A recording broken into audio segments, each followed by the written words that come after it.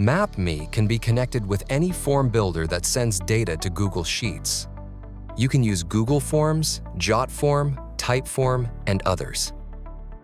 This can be useful when working on event registrations, community engagement, incident reporting, and more.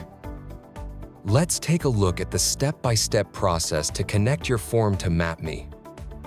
Form creation. For this tutorial, we'll use Google Forms to create an event registration form and visualize where participants are coming from. Each question will correspond to a different field on the map. Let's ask for name. This will be the location name on your map. For this example, we'll ask for the attendee's full name. Address. This determines where the pin will be placed on the map. Here, we'll ask for the attendee's street, city, and state. Description. This information is to be displayed on the location. For this example, we'll ask participants to share more about themselves. Categories. These will match the filters on your map. Here we will ask for the type of attendee, participant, vendor, or speaker. Connecting and setting map to sheets. Sync your form responses to a Google Sheet to get started.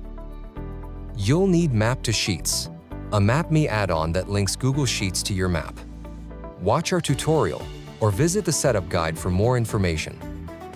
Open Map to Sheets in a new sheet and do the initial setup. Go to Use Case Configuration. For the use case, select Form Submission.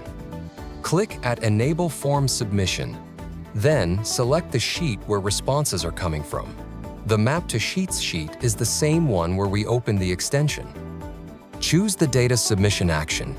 Send data to the map manually. Automatically send data to the map, or automatically send data and publish map. Click Save to continue. Now, connect the form responses with their respective fields in Map to Sheets. Use array formulas in row 3. Once the formulas are set, test your form by submitting an entry. Since we chose the manual update, we'll see our entry in Map to Sheets, giving us a chance to review it before it appears on the map. Please note, in form submission mode, entries are removed from Map to Sheets once sent to Mapme. If you choose to automatically send data to the map, no entries will appear on Google Sheets.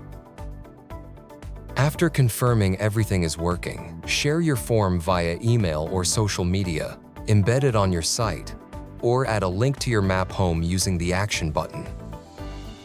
Choose the modal view so users don't have to leave the map to complete the form. And that's it. With form submissions, collecting and displaying data from users is simple. Give it a try, and if you need any help, click the chat button.